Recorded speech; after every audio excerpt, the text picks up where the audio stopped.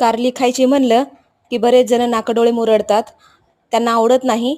पण मी ज्या पद्धतीने बनवलं आहे अशा पद्धतीने जर तुम्ही बनवून बघितलं तर अगदी लहान मुलांपासून ते मोठ्यांपर्यंत सर्व आवडीने खातील आणि परत परत मागतील.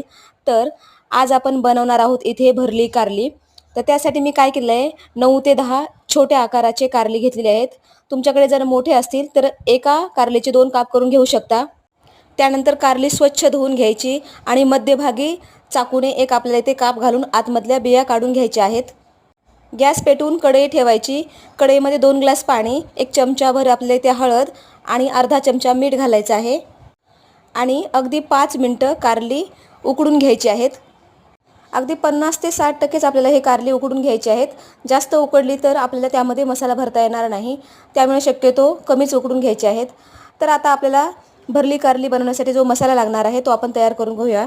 त्यानंतर आपल्याला इथे गॅसवरती तवा ठेवायचा आहे. शेंगदाणे खरपूस असे भाजून घ्यायचे आहेत. शेंगदाणे भाजल्यानंतरच खोबऱ्याचा किस घालायचा आहे. 2 चमचे तीळ घालून परत एकदा आपल्याला इथे खोबरं आणि तीळ भाजून घ्यायचे आहेत. आता हे सर्व भाजल्यानंतर आपल्याला काही ताटामध्ये काढून घ्यायचं आहे.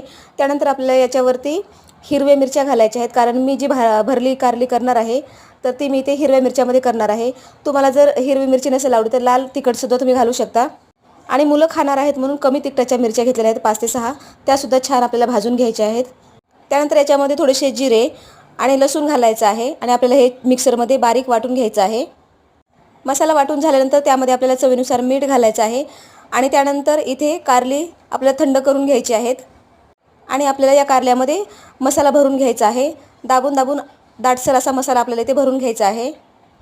गॅसवर तवा किंवा कढई ठेवून आपल्याला त्यामध्ये तेल घालायचं आहे. तेल गरम झालं की त्यामध्ये कारली एक एक एक करून आपल्याला इथे दोन्ही बाजूने आलटून पालटून फ्राय करून घ्यायचे आहेत. आणि लक्षात ठेवा, गॅसची फ्लेम ही कमीच असायला हवी, कारण गॅसची फ्लेम जर जास्त असेल तर मग आपली सर्व कारली करपून जातील. त्यामुळे शक्यतो गॅस कमीच ठेवावा आणि मंद आचेवर इथे खमंग खरपूस दोन्ही बाजूने आलटून पालटून कारली आपल्याला फ्राय करून घ्यायची आहेत.